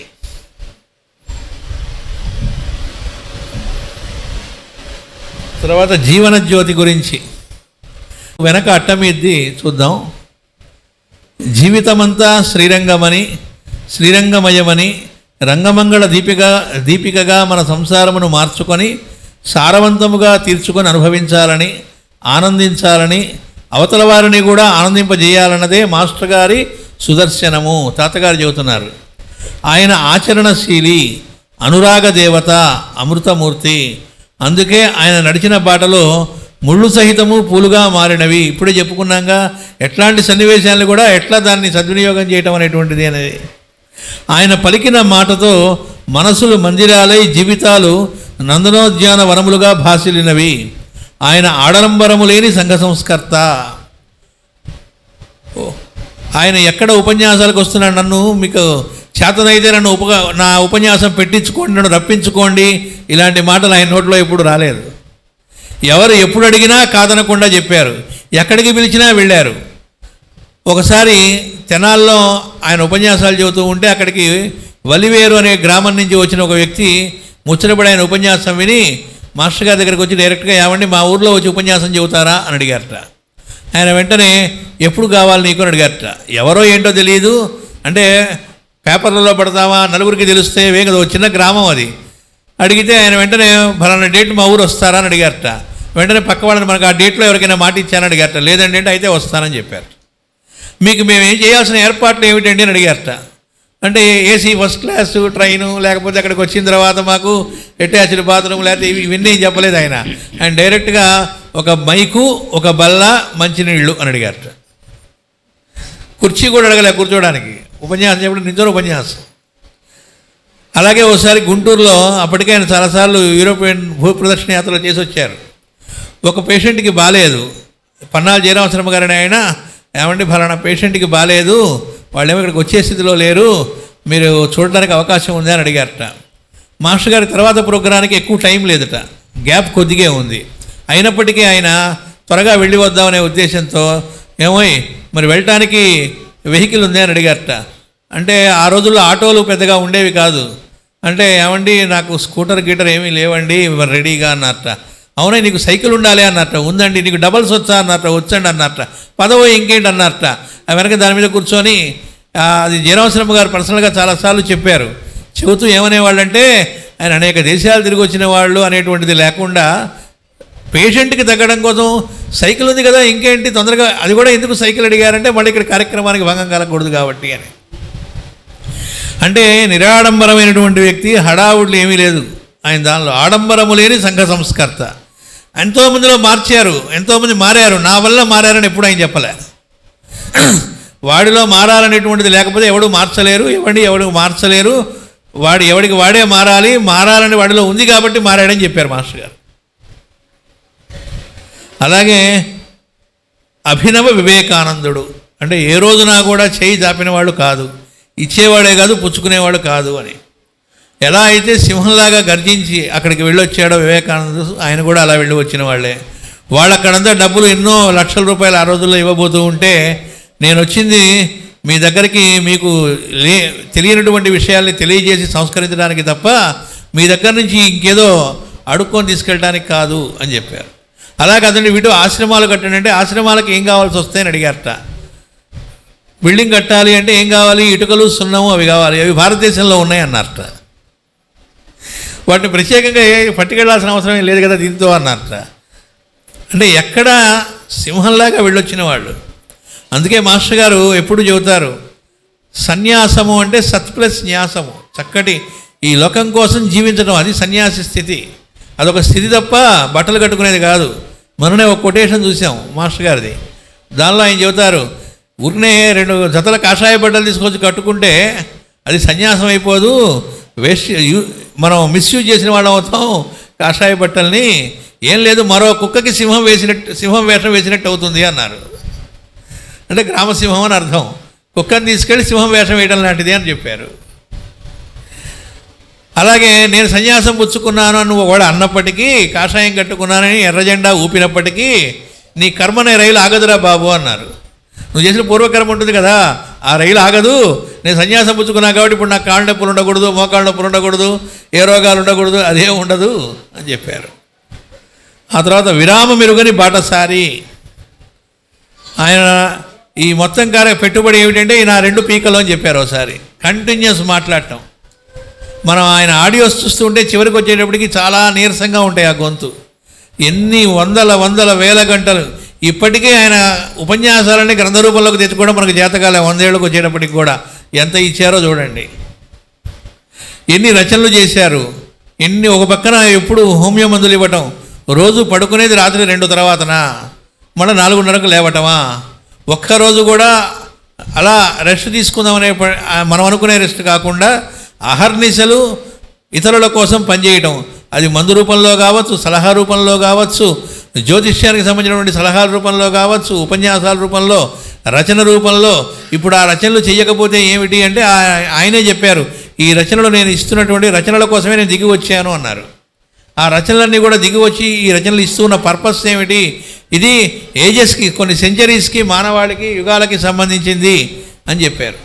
అందుకే ఆయన గ్రంథాలు ఈ రోజుకే కాదు, ఏ రోజుకైనా రిలవెన్స్. ఆ ఎగ్జాంపుల్స్ అన్నీ కూడా నిత్య జీవితానికి అనుసంధానం చేసుకొని, మృత్యు అనేటువంటి దానిలో కాకుండా అమృతత్వంలో మనం జీవించడానికి కావలసిన పరిష్కారం ఆయన ఏ గ్రంథం తీసినా ఉంది. అందరికీ అనుభవమే సోదర బృందంలో. మనకి ఏ సమస్య వచ్చినా, కుటుంబంలో కావచ్చు, ఎలాంటి సమస్య వచ్చినా, ఆయన గ్రంథం ఏది తీసుకున్నా సరే మీరు అప్పటికప్పుడు ర్యాండమ్గా తెలిస్తే ఏ పేజీ వస్తే ఆ పేజీ చూసుకుంటే అందులో మనకు కావాల్సిన ఆన్సర్ దొరుకుతుంది. లేదు అప్పటికప్పుడు మీరు ఏదో ఒక స్పీచ్ పెట్టుకుంటే అయింది, దానిలో మీకు కావాల్సిన ఆన్సర్ దొరుకుతుంది. అలాగే అందరికీ అనుభవమే. ఆయన స్పీచెస్ పెట్టుకుంటే అప్పుడు భౌతికంగా ఉన్నవాళ్ళు 8,000 మంది కూర్చుంటే ప్రతి వాళ్ళకి మా కోసమే ఉపన్యాసం చెప్పినట్టుంది, మా కథంతా ఆయనకి తెలిసినట్టుంది.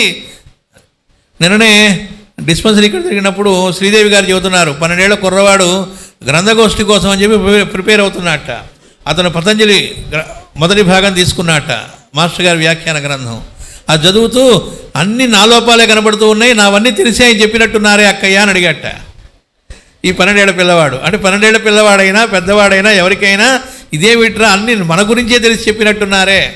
మొన్న ఒకళ్ళకి వాళ్ళు ఏదో పొరపాటుగా ఆలోచిస్తూ ఉంటే వాళ్ళు ఇది కరెక్టేనా అని అడిగితే కాదు అని చెప్పడానికి మాస్టర్ గారు ఇలా చెప్పారు అని చెప్పగానే, ఏమండి ప్రతిదానికి మాస్టర్ గారు ముందే చెప్పుంచారే, ఎలా చెప్పారండి?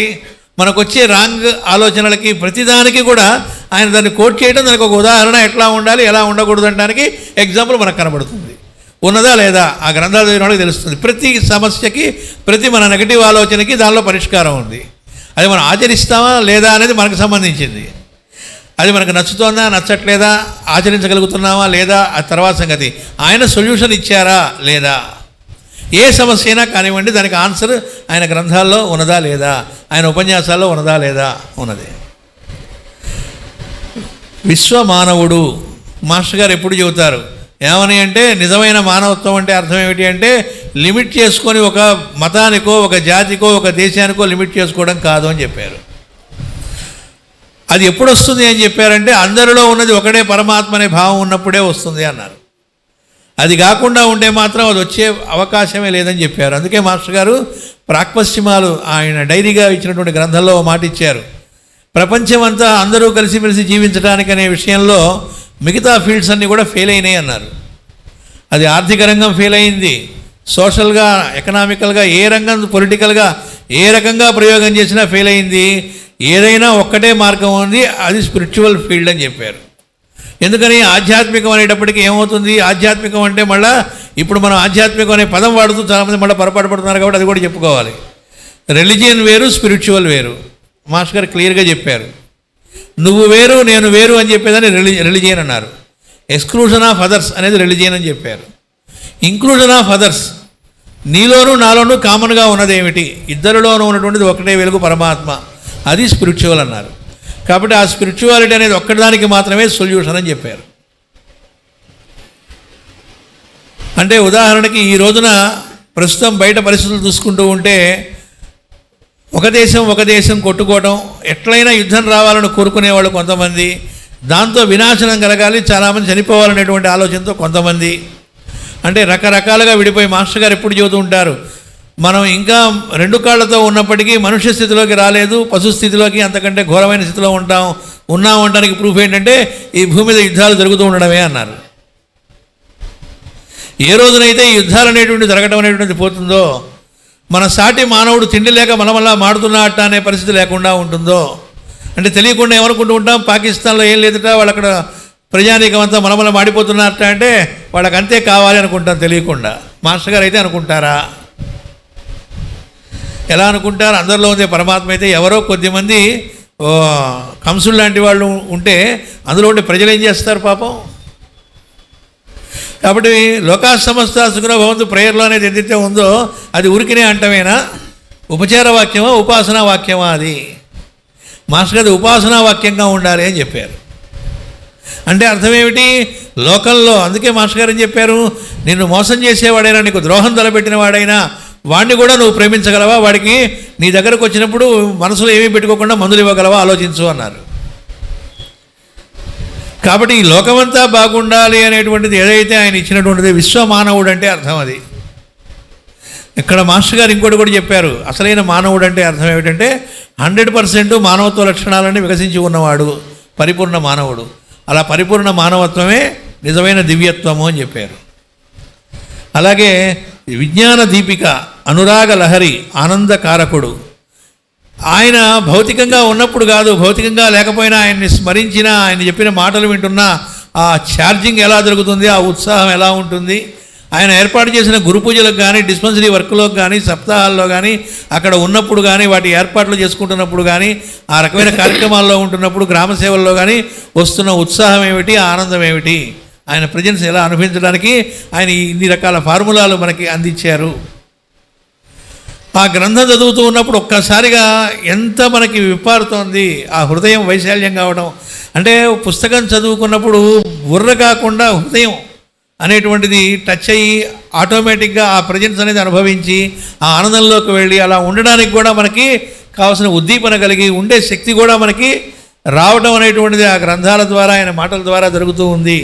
అది ఆనందకారకుడు అంటే. ఆ తేజోమూర్తి వెలుగులలో మన జీవితంలో తీర్చిదిద్దుకుందుముగాక. ఆ జీవనజ్యోతి రీతిని అనుసరించి మరింతగా భాషింతుముగాక. మనము సుఖపడి ఇతరులను సుఖపెట్టుదుముగాక. అంటే ఈ గ్రంథంలో ఉన్న విషయం మొత్తాన్ని కూడా ఇక్కడ ఉన్న ఒక్కొక్క వాక్యం తీసుకొని మళ్ళీ ఇంత వాల్యూమ్ రాసుకోవచ్చు. మాస్టర్ గారి గురించి అన్ని ఎగ్జాంపుల్స్తో రాసుకోవచ్చు. ఇందులో తాతగారు చెప్పిన ఒక్కొక్క వాక్యం తీసుకొని లేదా ఒక్కొక్క పదం ఈకే గారి గురించి ఏం చెప్పారో దాని ఇంతలావు గ్రంథాలు రాసుకోవచ్చు. అంటే అంత చెప్పినా ఇంకా అయిపోవటం ఉండదు. మోపిదేవి కృష్ణస్వామి గారు ఒకసారి సిటీ బస్సులో వెళుతున్నారట విశాఖపట్నంలో. ఆయన స్టూడెంట్గా ఉన్నప్పుడే వెళుతూ ఉంటే ఎక్కడికి వెళుతున్నారో అడిగట్ట పక్క ఆయన. మాస్టర్ గారి ఇంటికి అండి అన్నట్టు. ఆయన అలవాటు ప్రకారం మాస్టర్ గారా, ఏ మాస్టర్ గారు, స్కూల్ మాస్టర్ గారా అన్నట్ట. ఆ యూనివర్సిటీలో అప్పుడు ఆయన లెక్చరరే కాబట్టి యూనివర్సిటీ లెక్చరర్ అండి, ఆయన మాస్టర్ గారు అని పిలుస్తాం విడిగా కూడా అన్నట్ట. ఏం చేస్తుంటారో అని అడిగారట. ఆయన హోమియోపతి విన్నాను, ఆయన హోమియోపతి మాస్టర్ గారు అని. మీ గురువు గారు హోమియోపతి మందులేనా ఇంకేమైనా చేస్తారా అని అడిగారట. అంతేకాదండి అని చెప్పి ఏవో కొన్ని పాయింట్స్ చెప్పారు. ఇంతేనా ఇంకానా అని అడిగారట. ఈ లోపల అడిగిన ఆయన యొక్క స్టాప్ వచ్చి ఆయన దిగిపోయాట. అప్పుడు ఈయన ఆలోచనలో పడ్డాట.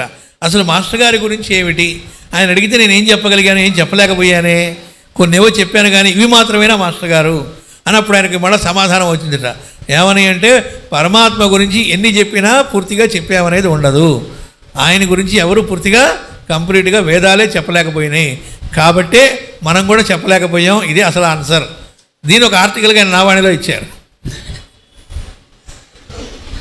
కాబట్టి ఈ గ్రంథాలు అంటే ఏ మహాత్ముల ద్వారా ఆయన జీవితంలోని విషయాలు అనుభవించిన వాళ్ళు ఎవరు ఏవి చెప్పినా ఆ వింటూ ఉన్నప్పుడు కేవలం అదొక హిస్టరీ లాగా ఉండదు. మనం దానిలో ఉంటాం, మనకు అందులో ఒక ఆన్సర్ దొరుకుతుంది, మనం ఎలా జీవించాలో దానిలో ఉంటుంది. ఈ గ్రంథం లోపలికి వెళితే అనేక ఇన్సిడెంట్స్ ఉన్నాయి.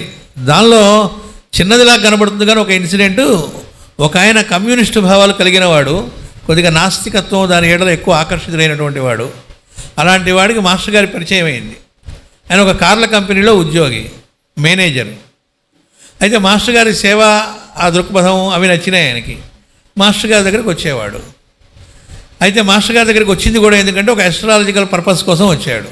వస్తే మాస్టర్ గారు అది చెప్పకుండా నెమ్మదిగా దాట వేస్తూ ఈ కార్యక్రమాలకు వచ్చేట్టుగా చేసి నెమ్మదిగా డిస్పెన్సరీ సర్వీస్లో ప్రవేశపెట్టారు. ఆ తర్వాత ఆయనకి మాస్టర్ గారు ఉపన్యాసాలకి రావడం కూడా నెమ్మదిగా మొదలుపెట్టాడు. అంటే నెమ్మదిగా అసలైన కమ్యూనిజం ఏంటో అర్థమైంది ఆయనకి. ఈయన కదా నిజమైన కమ్యూనిస్ట్ అని అర్థమైందిట. ఎందుకని నిజంగా అందరికీ కావాల్సిందేదో చేస్తున్నవాడు ఆయన కదా. అది ఏమిటో మాటలు చెప్పడం కాదు, గోడల మీద రాతలు రాసి ఇంకోటి గోడల మీద రాయడం కాదు, చేతల్లో నలుగురిలో వాళ్ళందరూ వాళ్ళలో మార్పు వచ్చేవాడు ఇంకో 10 మందికి పనికొచ్చేట్టుగా ఆయన తయారు చేస్తున్నారు. ప్లస్ బాధ్యత పట్టం. ఈ లోపల ఆయనకు సమస్య వచ్చిందట. ఇంత బాగా వర్క్ చేస్తున్న ఆఫీసర్ ఏడిపిస్తూ ఉండడం, బాంబేకి రమ్మన్నారట. బాంబేకి వచ్చిన తర్వాత ఈయనే కాకుండా మేనేజర్గా ఇంకొక ఆయన కూడా పెట్టడం చేశారట.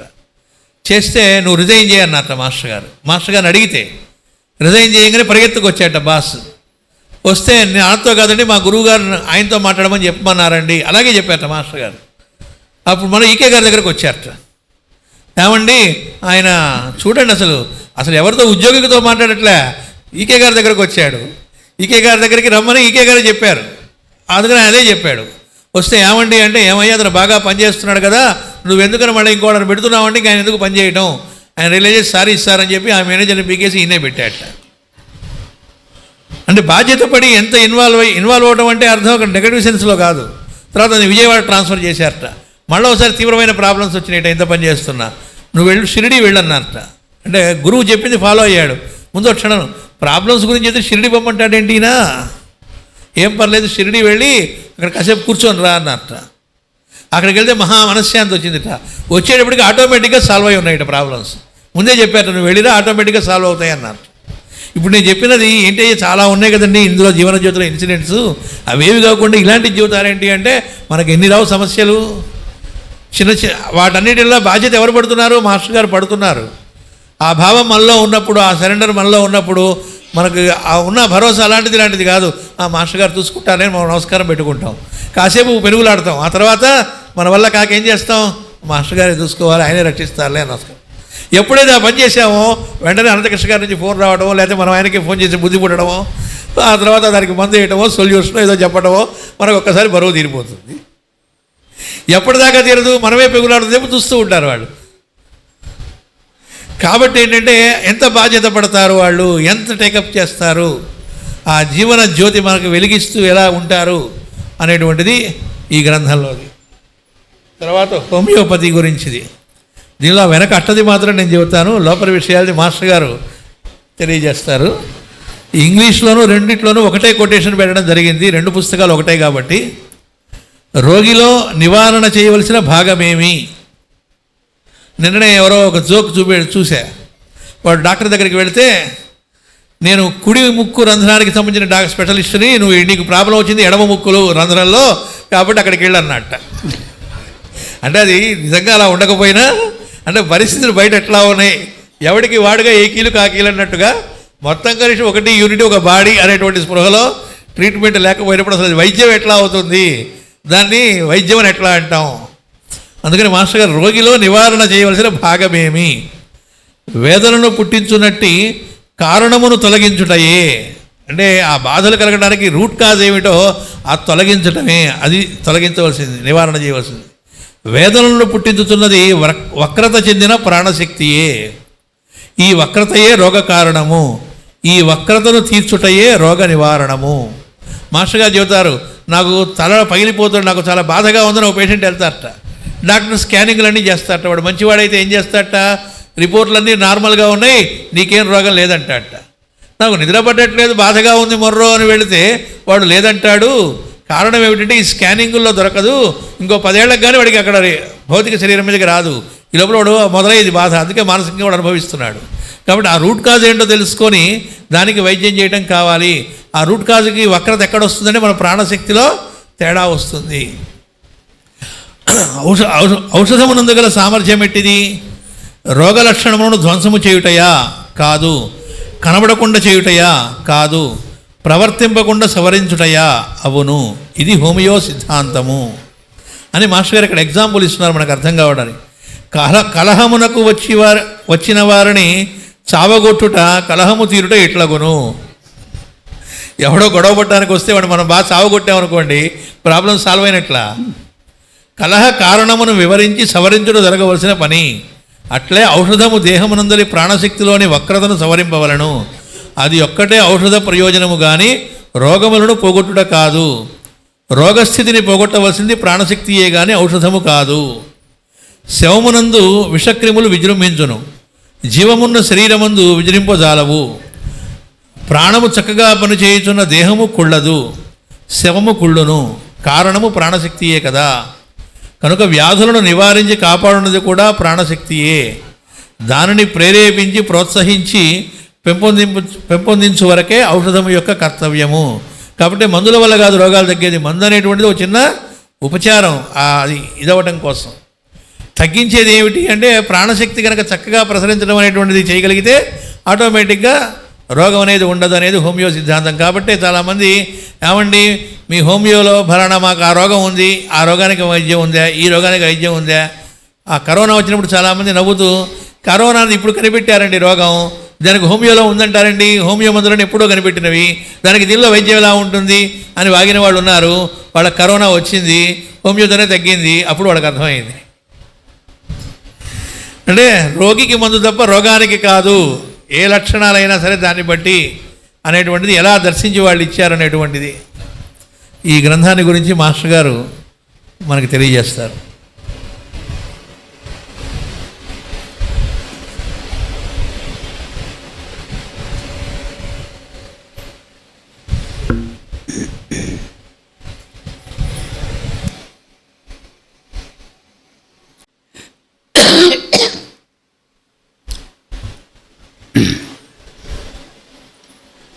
మాస్టర్ గారు హోమియోపతి వైద్యం అనేది తాను ఎందుకు చేపట్టారు అనేటువంటి విషయాన్ని చాలా స్పష్టంగా ఆయన ఇచ్చినటువంటి జన్మదిన సందేశం అనేటువంటి దాంట్లో ఇచ్చారు. ఒకటి ఏమిటంటే తమాషా మాస్టర్ అంతా హాస్యం కూడా ఉండదు కదా. ఆయన ఏం చేశారంటే, మన మాస్టర్ గారు మెడికల్ కాలేజీకి వెళ్ళి ఒక 5 సంవత్సరాలు డొనేషన్ కట్టి మెడికల్ కాలేజీకి వెళ్ళి చదువుకుని 5 సంవత్సరాలు అయిన తర్వాత ఆ మెడికల్ డిగ్రీ తీసుకొచ్చి మళ్ళీ దాన్ని చేసి ఇవన్నీ కుస్తీ పట్టి అవేం చేయలే.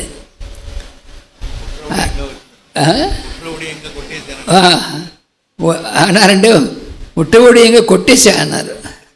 ఆయన మాటలో చెప్పాలంటే ఏమిటండి అంటే, ఇప్పుడు మనం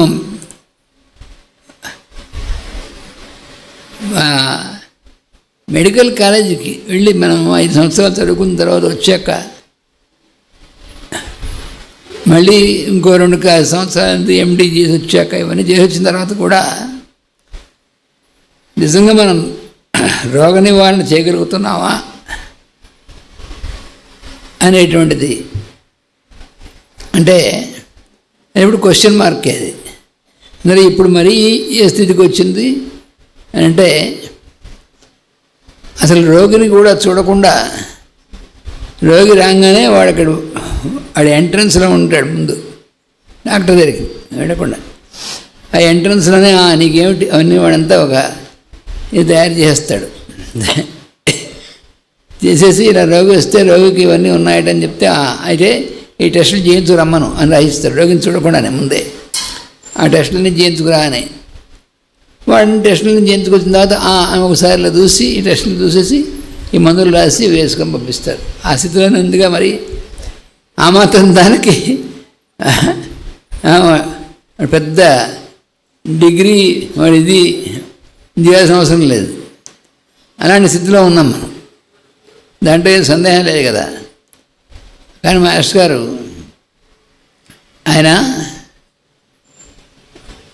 ఎందుకు ఈ హోమియోపతినే అంటే, అంతకుముందు మాస్టర్ గారు ఆయుర్వేదం కూడా నేర్చుకున్నారు వాళ్ళ నాన్నగారి దగ్గర. ఆయుర్వేద వైద్యం కూడా నేర్చుకున్నారు పూర్తిగా. ఎన్నో విధాలుగా ఆయన వాళ్ళ నాన్నగారు చాలామందికి వ్యాధులు నయం చేసినటువంటి వారు కదా. అయితే ఆయుర్వేద వైద్యంను కూడా నేను చేయగలను, కానీ అవి పూర్తిగా వాళ్ళని చెప్పినట్టుగా చేయడానికి అన్ని తీసుకొచ్చి తయారు చేసి ఇచ్చి వాళ్ళు చేయడానికి ఒక్కొక్కడికి ఎంత ఖరీదు పడుతుంది, కొంచెం చేయాల్సినటువంటిది ఎంత ప్రక్రియ ఉంటుంది. ఆ సమయంలోనూ ఆ ఖర్చులోనూ ఒకళ్ళకి చేయాల్సినటువంటి దాంట్లో 100 మందికి చేయడానికి అవకాశం ఉంది.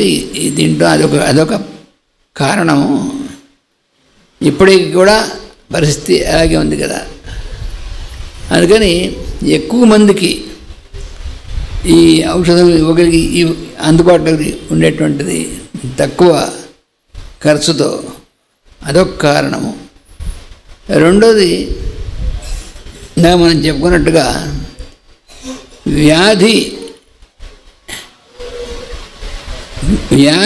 కలిగినటువంటి వాడు అంటే వ్యాధితో బాధపడుతున్నటువంటి వాడు ఔషధం మందు వేయడం అనేటువంటిది రోగికి కానీ రోగానికి కాదు అని హ్యాన్మన్ గారు చెప్పినటువంటిది. అది మాస్టర్ గారు బాగా దాన్ని మనకి అవగతం చేశారు. ఇంకా మందు ఎవరికి వేయాలంటే రోగానికి కాదు. మనం జబ్బు పేరు చెప్పి ఈ జబ్బుకి ఏమంది వేస్తారని అడుగుతుంటాం. హోమియోపతిలో కూడా అంతే. అంతే ఈ జబ్బుకి ఏమంది వేస్తారు, జబ్బుకి మందు వేయడం ఉండదు. అది దానికి అందువల్ల మాస్టర్ గారు ఇందులో ఔషధాలు అనేటువంటిది అసలు బేసిక్గా ఈ హోమియోపతిక మూల సిద్ధాంతం ఏమిటి, అది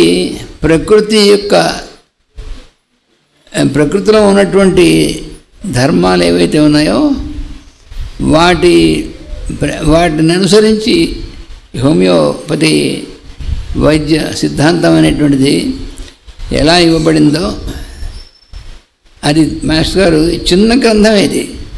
హోమియో వైద్య విధానం ఇది ఇంగ్లీష్లో కూడా తెలుగులో రెండు కూడా ఒకటే.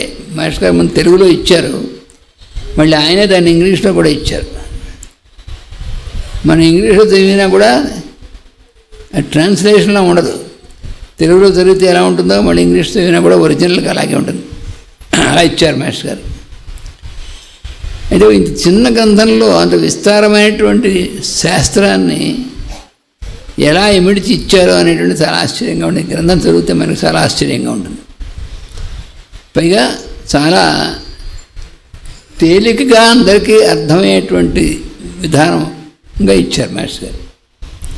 మాస్టర్ గారు ఉన్నటువంటి విశిష్టత ఏమిటంటే ఆయన యొక్క ప్రసంగములు కానీ ఆయన గ్రంథాలు కానీ ఎవరికి అర్థం కాకపోవడం ఉండదు, కాంప్లికేషన్ ఉండదు, చాలా సింపుల్గా ఇస్తారు మాస్టర్ గారు. అందువలన ఎవరికైనా సులువుగా అర్థమయ్యేట ఆ విధంగా ఇచ్చారు. అందువలన ఇది అసలు నిజానికి వైద్య శాస్త్రం నేర్చుకుందాం అని అనుకున్నటువంటి వాళ్ళకి, అంటే వాడు ఎలోపతి కాలేజీకి వెళ్ళి నేర్చుకుందాం అనుకున్నా సరే ముందు ఈ గ్రంథం ఒకసారి చదువుకుని వెళ్ళిన ఆయన అని చెప్పచ్చు సార్ అని గ్రంథం ఇది. అంటే ఏమంటే వాడు ఎలోపతికి మెడిసిన్ చదవడానికి వెళ్ళినా కూడా ముందు బేసిక్ దీంట్లో అసలు వైద్యం అంటే ఏమిటి, దేనికి జరుగుతుంది, దానికి బేసిస్ ఏమిటి అనేటువంటిది చాలా తేలిగ్గా అర్థమయ్యేటువంటిది ఇందులో ఇచ్చారు మాస్టర్ గారు. అంటే అసలు బేసిస్ అన్నమాట అది.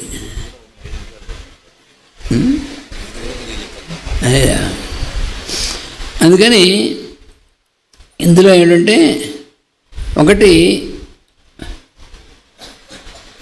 హోమియోపతి ఔషధం పై ఇంకో చాలామందికి ఏమిటంటే హోమియోపతి మందు చాలా చిన్న